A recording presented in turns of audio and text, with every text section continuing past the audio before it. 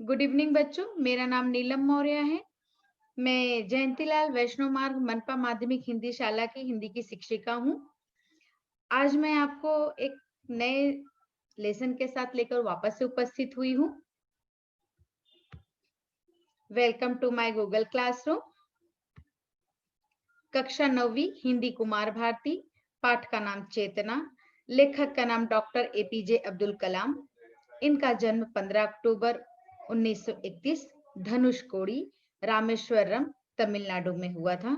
इनकी मृत्यु 27 जुलाई 2015 शिलांग, मेघालय में हुआ था। हम सब जानते हैं कि अब्दुल कलाम कैसे विचारधारा के व्यक्ति थे। अब्दुल कलाम जैसे व्यक्ति इस संसार में मिलना बहुत मुश्किल है, क्योंकि इन्होंने अपने मरने के दिन पर भी बच्चों की शिक्षा के बारे में सोचा। उन्होंने छुट्टी नहीं दिया। इवन हमारे अब्दुल कलाम जैसा ही व्यक्ति अगर संसार में हर एक व्यक्ति के पास हो जाए तो संसार निखर सकता है। उन्होंने अपनी उड़ान को बहुत सारी माध्यम से बताया है। हम सब जानते हैं कि ये हमारे 11वें राष्ट्रपति थे भारत के। इनके अंदर एक उत्तेजना थी, एक साइंटिस्ट होते हुए भी एक प्रेम भरी मार्मिक इनके अंदर दृष्टिकोण है, और उस दृष्टिकोण को आज पाठ के माध्यम से बच्चों के सामने दिखाया गया है। एक साक्षात्कार है। साक्षात्कार माने मुलाकात। जब हम किसी के साथ में प्रश्न करते हैं और उस प्रश्न का उत्तर दिया जाता है, उसे साक्षात्कार कहा जाता है। तो हमारे एपीजे अब्दुल कलाम से अरुण जी साक्षात्कार कर रहे हैं, और उस साक्षात्कार को हम सबके सामने पाठ के माध्यम से प्रस्तुत किया है। हमारे डॉक्टर एपीजे अब्दुल कलाम का एक वाक्य था, सपने वही देखते हैं जो नींद में ना देखी जाए, बल्कि खुली आंखों से। सोए रहो पर खुली आंखों से देखो, वो सपने पूरे होते हैं। सपने वो पूरे नहीं होते जो रात को देखा और सुबह भूल गए। सपने देखो पर खुली आंखों से, जो तुम पूरा करने का हौसला रख सकते हो। डॉक्टर एपीजे अब्दुल कलाम के बारे में हम थोड़ी सी चर्चा करेंगे। डॉक्टर एपीजे अब्दुल कलाम को मिसाइल मैन के नाम से भी जाना जाता है। हम सभी जानते हैं कि भारतीय गणतंत्र के 11वें निर्वाचित राष्ट्रपति ये थे। एक बहुत बड़े इंजीनियर भी थे।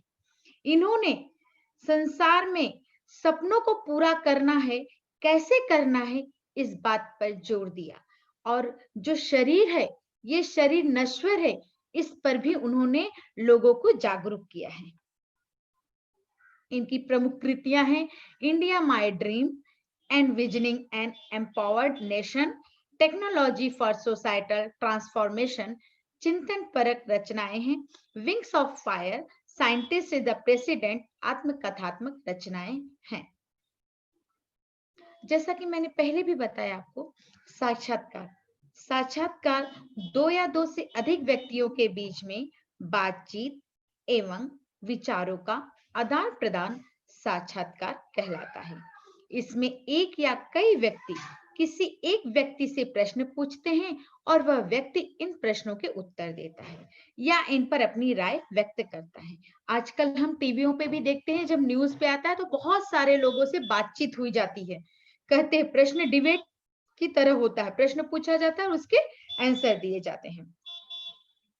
ये जो पाठ है, इसमें साक्षात्कार को लेकर डॉक्टर कलाम जी ने संसार, ब्रह्मांड, मानवता, मैं की वास्तविकता, आत्मा आदि विविध विषयों पर बड़ी ही गहराई से अपने विचार व्यक्त किए हैं। माने ये जो संसार है, ये जो शरीर है, ये आत्मा क्या है, परमात्मा क्या है, इस पर अपने विचार उन्होंने व्यक्त किए हैं।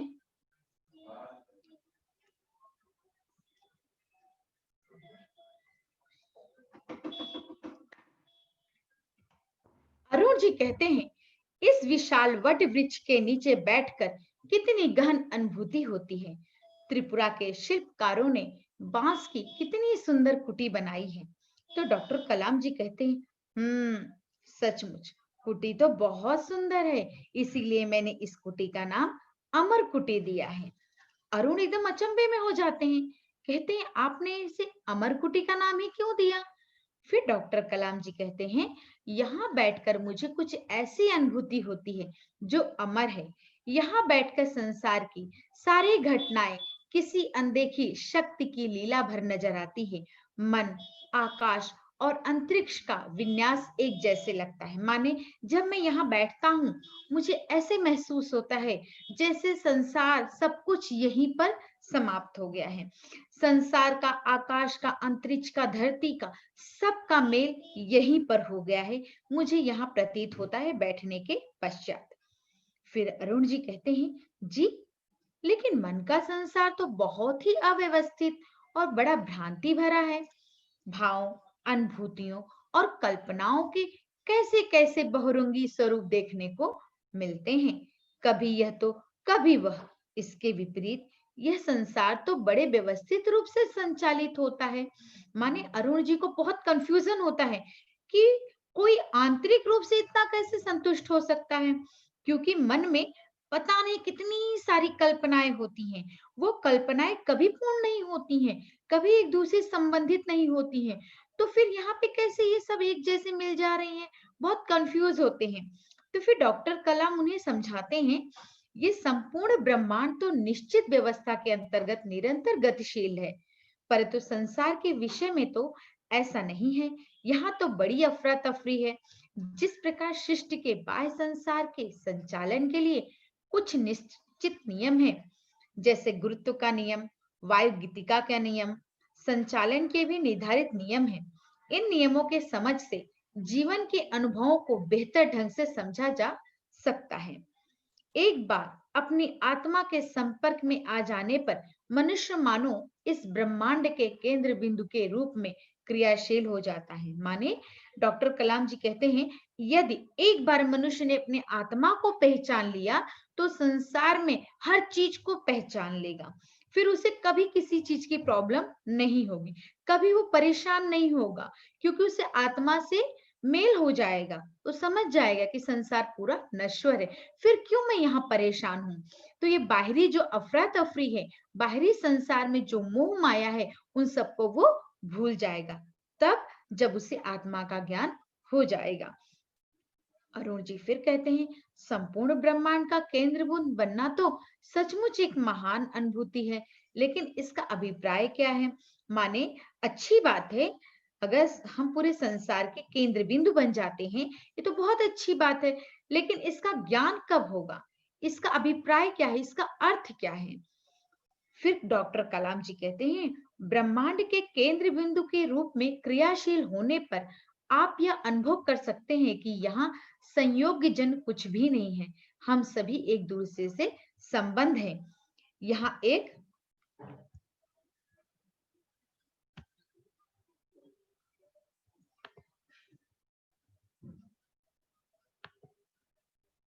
जीव को दूसरे जीव से उसी प्रकार अलग नहीं किया जा सकता है जैसे हवा से झोंके को।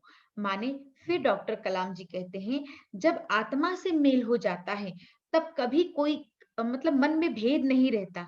ठीक उसी प्रकार जैसे हवा से झोंके को अलग नहीं किया जा सकता है, वैसे ही आत्मा का ज्ञान होने पर परमात्मा को अलग नहीं किया जा सकता है।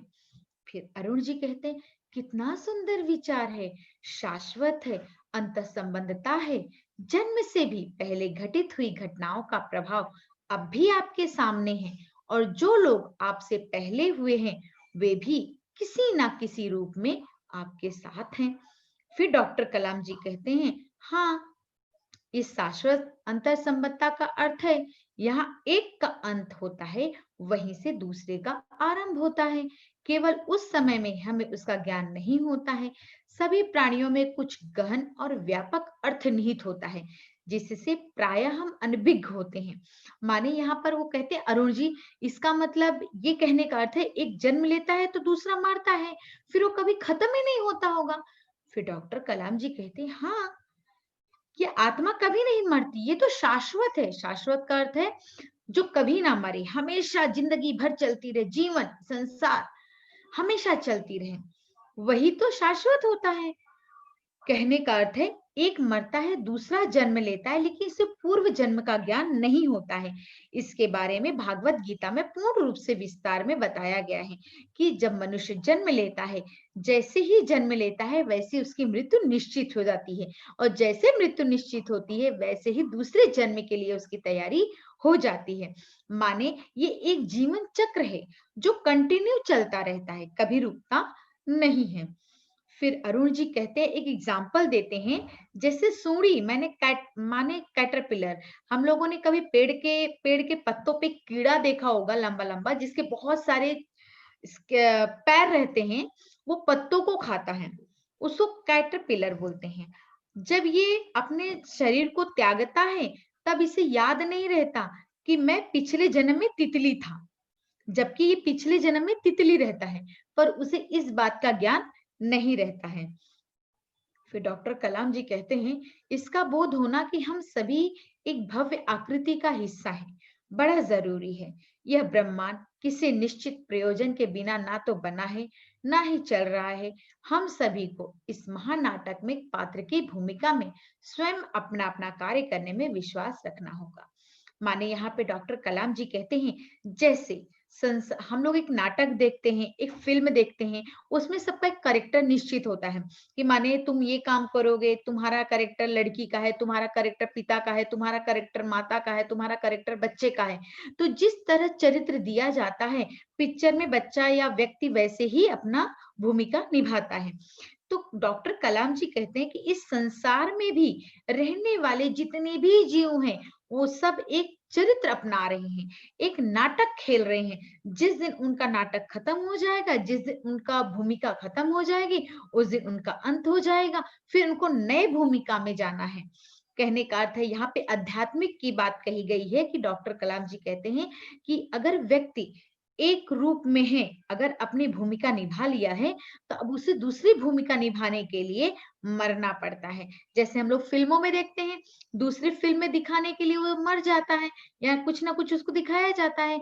उसी तरह व्यक्ति को नए रूप में आने के लिए अपनी इस महानाटक की भूमिका को खत्म करना पड़ता है, डॉक्टर कलाम जी का कहना है। फिर अरुण जी कहते हैं, बड़ा कठिन है, यहाँ चारों ओर इतना दुख, दर्द और कठिनाइयां हैं।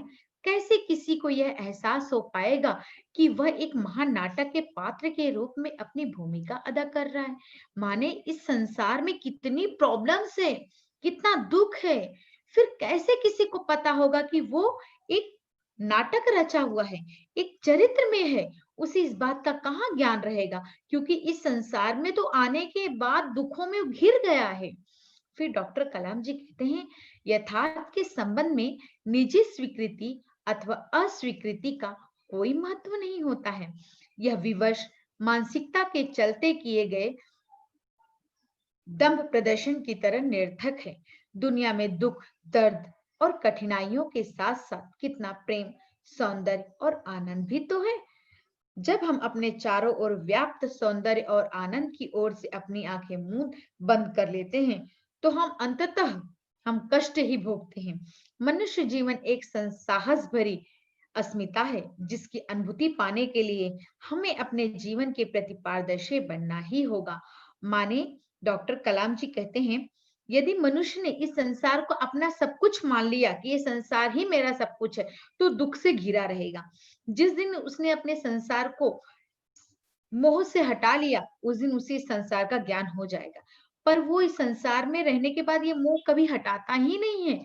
वो इसी मोह में पड़ा रहता है कि संसार मेरा है, मैं इस संसार में आया हूँ, ये पूरा धन दौलत सब मेरा है।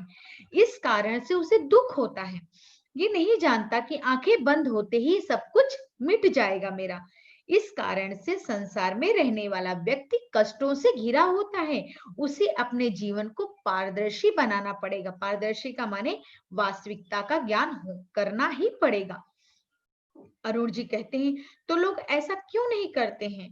फिर वो प्रश्न करते हैं कि पारदर्शी होना चाहिए, तो लोग ऐसा क्यों नहीं करते हैं?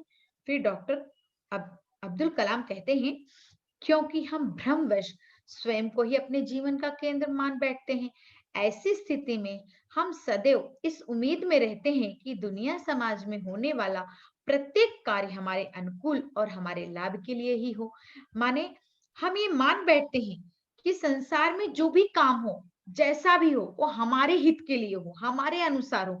मैं कहूँ रुको तो रुक जाए, मैं कहूँ चलो तो चल। माने मनुष्य का स्वभाव होता है कि वो हर कार्य अपने अनुसार करना चाहता है। वो कभी नहीं मानेगा कि मेरे अंदर कमियां हैं। वो हमेशा दूसरों के अंदर कमियां निकालता है। मनुष्य की आदत होती है कि कभी भी अपनी कमियों को नहीं दिखाता है, जिस कारण से वो पारदर्शी नहीं बन पाता है। ये डॉक्टर एपीजे अब्दुल कलाम जी का कहना है। अरुण जी कहते हैं, ऐसी उम्मीद करना तो मनुष्य की स्वाभाविक सोच है। माने ऐसा तो स्वाभाविक सोच है कि भाई मनुष्य मानता है कि मैं जो सोचूं वही काम हो, मैं जो चाहूं वही काम हो। ये तो नॉर्मल सी बात है, हर मनुष्य चाहता है। कौन ऐसा मनुष्य है जो अपने प्रतिकूल परिस्थितियां चाहता है? कोई नहीं चाहता। सभी चाहते हैं मैं अच्छा रहूं, मेरा परिवार अच्छा रहे, मेरा घर अच्छा रहे। मतलब हमेशा अपने बारे में अच्छा ही सोचता है। ये तो कोई गलत बात तो नहीं है। फिर डॉक्टर एपीजे अब्दुल कलाम जी कहते हैं, इसे सामान्य तो कहा जा सकता है, पर किसी भी प्रकार से स्वाभाविक नहीं कहा जा सकता है। मनुष्य जन्म के समय दुनिया में अपने लिए क्या लेकर आता है? क्या हम सभी इस दुनिया में खाली हाथ, निर्वस्त्र अवस्था में रोते हुए नहीं आते हैं? माने डॉक्टर एपीजे अब्दुल कलाम कहते हैं, हाँ ठीक है, आप जो कह रहे हैं वो नॉर्मल है, सामान्य बात है, पर आप स्वाभाविक नहीं कह सकते हैं। स्वाभाविक का अर्थ है स्वभाव में पहले से गुण मौजूद रहना। क्योंकि मनुष्य जब जन्म लेता है तो बिना कपड़े के आता है, कुछ भी नहीं लाता, मुट्ठी बंद करके आता है, रोते हुए आता है। इस मुट्ठी में कुछ नहीं रहता, खाली हाथ आता है। तो फिर हम कैसे कह सकते हैं कि वो स्वाभाविक है? स्वभाव से तो मिला ही नहीं है। फिर अरुण जी कहते हैं, जी लेकिन हम अपने अनुवांशिक गुण धर्म तो लेकर आते ही हैं। अरुण जी कहते हैं, आप सही कह रहे हो, पर हम अपना जो जेनेटिक हमारा जो गुण होता है, माता पिता दादा दादी नाना नानी से जो गुण होते हैं, वो तो हम लेकर ही आते हैं। फिर डॉक्टर कलाम जी हंसते हैं और फिर वो बोलते हैं, लाता कौन है? वह तो स्वयं आते हैं। यही तो मनुष्य के जीवन मानवता का तत्व है। दुनिया में आने पर जल्दी ही इस तत्व को एक नाम देकर उम्मीदों और जिम्मेदारियों तथा मोह माया के जाल में जकड़ दिया जाता है। माने डॉक्टर एपीजे अब्दुल कलाम, जैसे कि हम सब जानते हैं, पहले भी बताया मैंने, वो साइंटिस्ट थे। तो वो साइंस की बहुत अच्छी बातों को जानते थे। उन्होंने कहा कोई लाता नहीं है, कोई किसी को नहीं लाता है। वो गुण जब उनके अंदर आते हैं तो बच्चे को ज्ञान नहीं है कि ये गुण कहाँ से आए हैं। जब उनके पेरेंट्स उनको बताते हैं, थोपते हैं, जिम्मेदारियों से उन्हें बताते हैं, मोह माया के जाल में फंसाते हैं। यदि बच्चे को कभी बताया ही ना जाए कि गुण तुमको कहाँ से मिला, ये तुम कहाँ से आया, ये तुम ऐसे हो, तो कभी नहीं जानेगा, कभी किसी से प्रेम नहीं करेगा। लेकिन ये सारी चीजों का, गुणों का निर्वहन हम माता पिता, संसार में रहने वाला हर एक व्यक्ति करता है, जिसके कारण बच्चों के अंदर, शिशु के अंदर मोह माया की भावना पूरी तरह कूट के भर दी जाती है। अरुण कहते हैं, जी हाँ, इस प्रकार मानवता का अस्तित्व एक व्यक्ति के रूप में उपस्थित होता है और प्रत्येक शिशु के अंदर से एक अद्वितीय अस्मिता का प्रादुर्भाव होता है। माने हाँ सही बात है, क्योंकि ये गुण जब बच्चों के अंदर आता है तब नया आगे निखर के जाता है।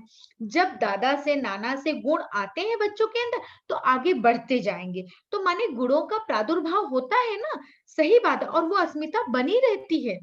फिर डॉक्टर एपीजे अब्दुल कलाम जी कहते हैं, क्या अद्वितीय? वही घिसी पिटे खांचे मुखौटे, या कहें कि शायद मूलभूत मानवता से टूटे भटकते पिंजर। मानवता के मूल से मानव जीवन का यह भटकाव ही जीवन के दुखों और कठिनाइयों का प्रमुख कारण है। माने फिर डॉक्टर एपीजे अब्दुल कलाम हंसते हैं और कहते हैं, फिर वही बात कह दी आपने अदिति, घिसी पिटी बातें, कि ये शरीर जो है ढांचा है, इस ढांचे में एक मुखौटा लगाया जाता है और उसी मुखौटे को तुम मानवता का नाम दे रहे हो और उसी भटकाव में व्यक्ति भटका रहता है। फिर अरुण जी कहते हैं, हम अपने मूल तत्व से किस प्रकार संबंध स्थापित कर सकते हैं? माने वो कहते हैं अरुण जी, किससे? डॉक्टर कलाम से, कि हमारा जो मूल तत्व है उससे हम कैसे संबंध स्थापित करें? डॉक्टर कलाम जी कहते हैं, हम अपनी वाणी, विचारों, भावनाओं और कार्यों को एक लय में बद्ध कर लें, ईश्वर की इच्छा के साथ उसकी ताल मिला के ऐसा कर सकते हैं। माने डॉक्टर कलाम जी तो आंतरिक बातें कह दिए। उन्होंने कहा वाणी, हमारे मन के विचार, हमारी भावना और कार्य सबको एक साथ मिलाना है। तब हमारी इच्छा पे हम कंट्रोल कर सकते हैं। जब हमारी इच्छा कंट्रोल में आ जाएगी तो ईश्वर के ताल से ताल मिल जाएगा, तो अपने आप तुम्हारा गुण आ जाएगा। अरुण कहते हैं ये दुष्कार तो नहीं होना चाहिए, दुष्कर तो नहीं होना चाहिए। डॉक्टर कलाम, मेरा विश्वास है कि मेरा वास्तविक अस्तित्व मेरा मूल तत्व है। मेरी पहचान तो बस एक नाम पट्टिका है जिसे मुझ पर लगा दिया गया है। कभी कभी तो यह बस एक मुखौटा भर रह जाता है। माने डॉक्टर कलाम जी कहते हैं वास्तविक में मेरा अस्तित्व क्या है, मेरा ईश्वर है, पर मुझे जो नाम दिया गया है वो नाम पट्टिका लगाई गई है। मैं अपने नाम का मुखौटा लेके घूम रहा हूं। अरुण जी कहते हैं तो इस मैं की हकीकत क्या है। माने डॉक्टर कलाम से वो मैं के बारे में, व्यक्ति मैं कहता है, मैं हूं, मैंने किया, मैं, ये जो मैं शब्द अहंकार का शब्द है, इस हकीकत के बारे में अरुण जी डॉक्टर एपीजे अब्दुल कलाम से पूछते हैं। डॉक्टर कलाम जी कहते हैं वास्तव में आत्मा शब्द ही मुझे मनुष्य के वास्तविक अस्तित्व की सर्वोत्तम व्याख्या प्रतीत होती है। इस नाम से संबंध जुड़ते ही और समाज में अपनी एक पहचान बनती है। यह प्रक्रिया अनवरत रूप से रिश्ते नातों के ताने बाने और जीवन के जाल जंजाल बुनती जाती है। माने डॉक्टर कलाम जी कहते हैं अगर हमने अपनी आत्मा को नहीं पहचाना और आत्मा से संबंध सांसारिक मोह माया में लगा लिया, तो हमारे पास बहुत सारे रिश्ते नाते, ये जो मोह माया है इसी में हम लोग, इसी रिश्तों में बहुत सारे ताने बिनने लगते हैं। माने अपने रिश्तों की जाल में हम लोग फंसने लगते हैं। अरुण, व्यक्तित्व निश्चय ही सांसारिक है जिसे भगवान बुद्ध ने नाम और रूप की संज्ञा दी है। माने अरुण जी कहते हैं कि व्यक्ति का जो संसार में रहना ये तो स्वाभाविक है, निश्चित ही है। इसी को तो भगवान बुद्ध ने रूप की संज्ञा दी है। माने जो शरीर है इसे रूप की संज्ञा दी है।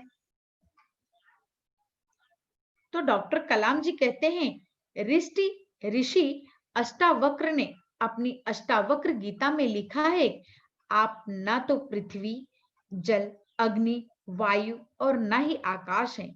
आप स्वयं को बस चेतना की अंतर वस्तु इन 5 तत्वों का साक्षी भर मान ले। माने डॉक्टर कलाम जी कहते हैं आप कुछ नहीं हैं।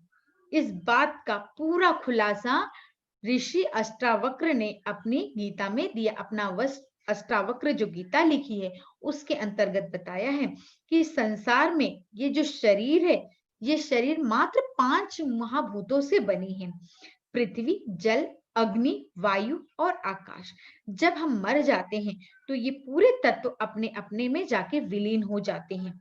जैसे मरने के बाद शरीर जब जलाते हैं तो अग्नि ले जाती है धुएं में, हमारा पूरा वायु उड़ जाता, आकाश में चला जाता और हमारी राख पानी में बहा दी जाती है। तो इस तरह हमारे पूरे शरीर का जो तत्व है वो तत्व अपने अपने में जाके जब मिल जाता है तो ये शरीर का नष्टीकरण हो जाता है। माने ये जो 5 मूल महाभूत हैं इन्हीं से शरीर बनता है। ये पूरी तरह खुले रूप में अष्टावक्र ने बताया है कि शरीर कुछ नहीं है। इस शरीर में 5 भूत हैं, 5 महाभूत हैं जिनसे मिलकर ये शरीर बनी है। अरुण जी कहते हैं एक साक्षी मात्र, तो फिर यह चेतना क्या है, उसका वास कहाँ है। माने कहते हैं मतलब ये जो शरीर है कुछ नहीं है, सिर्फ 5 तत्व है। माने एक साक्षी के लिए, तो फिर ये चेतना कहाँ गई। डॉक्टर कलाम जी कहते हैं चेतना रचना अथवा निर्माण की वस्तु नहीं है, यह तो शाश्वत है, अनंत है। इसका क्रम सतत और अवांछनीय है। यह मन और मस्तिष्क से परे है। माने चेतना जो होती है वो किसी के हाथ में नहीं आती है। ये ऐसी है जो कभी टूटती नहीं है, ये निरंतर चलती रहती है और इसको मस्तिष्क से सोचना नहीं सोच सकते हैं, उससे बहुत परे है, माने अलग है। ये मन से मन सोचे तो भी नहीं इसके पास तक पहुंच सकती है। हम कभी कभी देखते हैं ना, आईसीयू में कोई व्यक्ति बेहोश पड़ा है तो कहते हैं ये चल नहीं सकता है, सिर्फ सांसें चलती रहती हैं, पर वो चैतन्य नहीं है। सिर्फ जिंदा है पर चैतन्य नहीं है। अरुण जी कहते हैं आत्मा के संबंध में श्रीमद् भागवत गीता में भी लिखा हुआ है, आत्मा अदृश्य, अचिंत्य, निर्विकार है। यह अनंत है और सब में विद्यमान है। इसे ना शस्त्र वेच सकता है, न अग्नि जला सकती है, न जल गीला कर सकता है और न वायु सुखा सकती है। यह अजर और अमर है। माने अरुण जी को भी अब ज्ञान हो गया है कि आत्मा न ही मिटाई जा सकती है, न जलाई जा सकती है, न गीला किया जा सकता है, न दफनाया जा सकता है। इसका कोई रूप ही नहीं है तो हम इसे कर ही नहीं सकते हैं। माने निर्विकार है, इसका कोई रूप नहीं है। ये हवा के समान है, कहाँ पर है किसी को पता नहीं, पर एक चेतना है जो उसे चलाती है। डॉक्टर कलाम जी कहते हैं हाँ, सचमुच पीढ़ी दर पीढ़ी मनुष्य की उत्पत्ति के माध्यम से इस अलौकिक अविच्छिन्नता की धारणा विश्व के सभी प्रमुख धर्मों में समाविष्ट है। माने सभी के धर्मों में ये बात पूर्ण रूप से खुलेआम से लिखी गई है कि संसार नश्वर है, शरीर किसी काम का नहीं है, शरीर में रहने वाली आत्मा ही मेन हमारे शरीर को चलाती है। ये बात हमारे सारे जितने भी गीता है, जितने भी पौराणिक कथाएं हैं, जितने भी बाइबल है या कुरान है, जिसमें भी लिखा गया, सारे ग्रंथों में ये बात पूरी तरह निश्चित रूप से लिखी गई है। हम अब इस पाठ के मूल तत्वों को देखेंगे। यहाँ पर कुछ हार्ड वर्ड है, उसे हम देखते हैं। पंच महाभूत, जिसे पृथ्वी, जल, अग्नि, वायु, आकाश, अनभिज्ञ, अपरिचित, दम्भ, अभिमान, पिंजर, हड्डियों की ठठरी, चेतना, सजगता, शाश्वत जो सदा बना रहे, नित्य अविच्छिन्न जो अटूट हो, अचित्य जिसका चिंतन ना हो सके, प्रतीत ज्ञात होना। हमने तुरंत ही पढ़ा था पहली ही लाइन में, वसुधैव कुटुंबकमय, माने धरती एक परिवार की तरह है। इस धरती पे रहने वाले हर एक जाति धर्म के व्यक्ति हमारा एक पूरा परिवार है, उसका अर्थ होता है। तो आप सब बच्चों को लिखने के लिए आता है कि ये इस पर अपना मत व्यक्त करो या अपनी राय दो। तो आप मेरे द्वारा लिखा गया जो शब्द वाक्य है मैं आपको बताती हूँ। वसुधैव कुटुंबकम का अर्थ है जहां एक और पूरी धरती अर्थात हमारी पृथ्वी को एक परिवार के रूप में बांध देता है, वही यह भावनात्मक रूप से मनुष्य को अपने विचारों और कार्यों के प्रभाव को विस्तृत करने की बात कहता है। वसुधैव कुटुंबकम हमारे हिंदू धर्म, जिसे सनातन धर्म भी कहते हैं, का मूल मंत्र है। हमारे धर्म में ही नहीं, यह पूरे भारतवर्ष के संस्कार का द्योतक है। विश्व के स्तर पर हम भारतीयों की विचारधारा का यह मूल है। वसुधैव कुटुंबकम महाउपनिषद का कई अन्य ग्रंथों में लिखा हुआ है। इसका शाब्दिक अर्थ है धरती ही परिवार है। धरती पे रहने वाले सभी लोग हमारे एक परिवार की तरह होते हैं। अगला है वैज्ञानिकता के दौर में बिखरते हुए मानवीय रिश्ते, माने आज के समय में किस तरह हमारे रिश्ते पूरी तरह टूटते चले जा रहे, बिखरते चले जा रहे हैं, उसके बारे में आपके मत क्या है? पहला, ये तो हमारे समाज में, आज संसार में आधुनिकता की दौड़ में मेन क्या हो गया? कमाई, महंगाई। महंगाई की वजह से परिवार में रहने वाले जो भी व्यक्ति हैं, सभी कमाने के लिए चले जाते हैं, थके मांदे रहते हैं, घर आते हैं, परेशान रहते हैं, जिसके कारण से परिवार में भिन्नताएं बढ़ जाती हैं और ये भिन्नताएं पूरी तरह अलगाव का रूप कर देती हैं। तो इस कारण से आज ऐसा हुआ है कि समाज में परिवारों का बोलबाला था पहले, पर आज समाज में संपन्नता की निशानी परिवार की प्रतिष्ठा से लगाई जाती है। उस दौर में व्यक्ति की प्रधानता नहीं थी, बल्कि परिवार की प्रधानता थी। ये उस समय की बात कही गई है जब परिवार एक साथ रहता था। लेकिन आज क्या हो रहा है? परिवार के धनी लोगों की बिरादरी में विशेष इज्जत होती थी और ऐसे पूरे समूह और समाज का प्रतिनिधित्व करते थे। बड़े परिवार का मुखिया पूरे समाज का मुखिया बनकर सामने आता था और उसकी बात का एक विशेष वजन होता था। पर आज ये सारी चीजें खत्म हो चुकी हैं। क्यों खत्म हो चुकी हैं? क्योंकि आज किसी के पास समय नहीं है एक दूसरे से बात करने के लिए। आज महंगाई के दौर में व्यक्ति कमाने के पीछे, भागने के पीछे भूल जा रहा है कि पीछे भी कोई हमारा छूट रहा है। आप आज के दौर में आप खुद देखते होंगे कि लोग सुबह उठ के किस तरह भागते हैं। एक संवेदनशील युवा नागरिक होने के नाते विज्ञान का दुरुपयोग रोकने में आपकी भूमिका स्पष्ट कीजिए। माने हम एक संवेदनशील है, एक जागरूक व्यक्ति हैं। किस तरह विज्ञान दुरुपयोग हो रहा है, विज्ञान का दुरुपयोग हो रहा है, उसमें हम अपनी कौन-सी भूमिका निभा सकते हैं, हम कैसे उसे रोक सकते हैं। पहला हम क्या कर सकते हैं, प्रदूषण फैलाने वाले एवं उसमें तेजी लाने वाले उत्तरदायी कारकों जैसे प्लास्टिक, शहरी कूड़ा-कचरा आदि फैलाने वाले संसाधनों का कम से कम जिम्मेदारियों से उपयोग करेंगे हम लोग। ऐसा हम ठान लें। हर एक व्यक्ति समाज के अन्य लोगों से इस संबंध में बात करके हम वातावरण में फैलने वाले कचरे पर रोक लगा सकते हैं। कचरा हमारे वातावरण के लिए बहुत ही गंभीर खतरा है, अतः उसके स्रोतों पर रोक लगाना आवश्यक है। विज्ञान का रचनात्मक उपयोग कर हम कचरे की समस्या से निपट सकते हैं।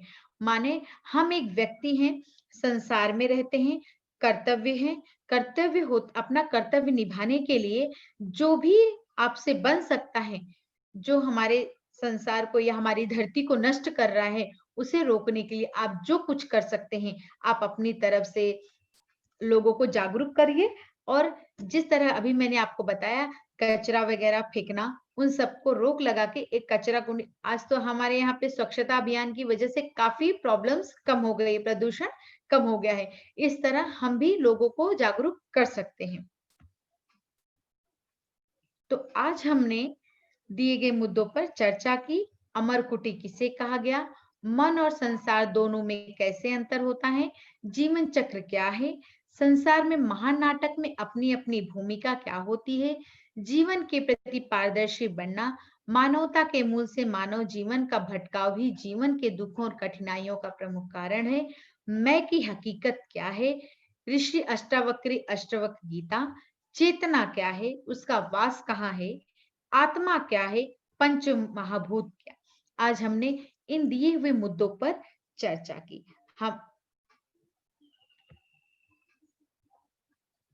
हम इस पाठ में कुछ जो आपके उपयुक्त हैं वो रखे हैं। उपसर्ग और प्रयुक्त शब्द, उपसर्ग युक्त शब्द अनुवांशिक, प्रत्यय युक्त शब्द स्वाभाविक, वचन बदलिए, कठिनाइयां कठिनाई, उम्मीद उम्मीदें, एक अनेक, व्यक्त व्यक्तियों।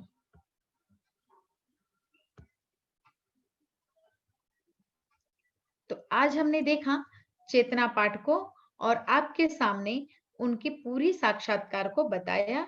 इसमें जो भी मुद्दे थे उन सब के बारे में चर्चा किया। तो मैं यहीं पे क्लास खत्म करती हूँ। Thank you.